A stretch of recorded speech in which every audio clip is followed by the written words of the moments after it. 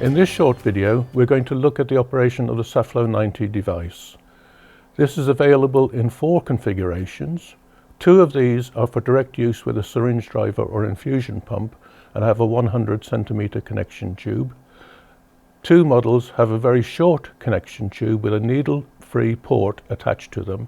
These can be used for intermittent injections into a patient, or by connection to an extension set, be used for fluid infusions for different clinical needs.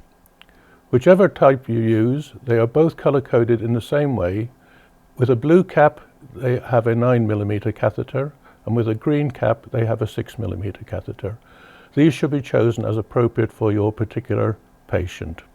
Before you use the product, you should take note of the lot number, which is indicated on the label and also on the box in which the device is delivered. This is particularly important if a problem should occur, and it's necessary for the manufacturer to investigate this. To use the device, open the packaging by removing the top label. Then remove the device carefully from within its container, and it's ready for use. Before using the device, just note the features which are here. The tubing is 100 centimeters long and is used for connection to your syringe driver. There is a protector over the needle, and there is a paper backing to the adhesive tape. The next step will be to prime the infusion set. You should note that the priming volume on these devices is very low, at less than 0.2 of a mil. Priming should follow the instructions in the syringe driver's user manuals, or any local instructions that are in place for this procedure. For the purposes of this demonstration, I will prime the infusion set manually using a syringe.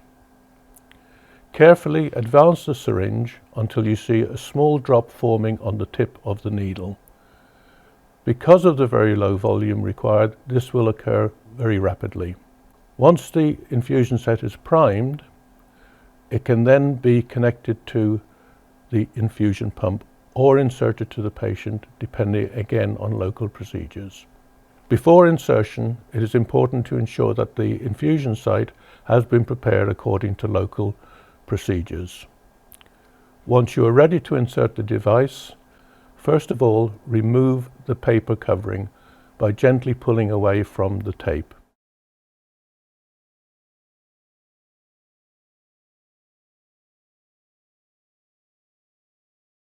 Gently remove the protective covering over the needle.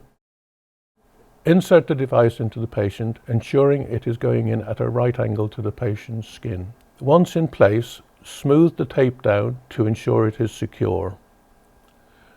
Hold the white plastic base of the device and twist the cap in an anti-clockwise direction.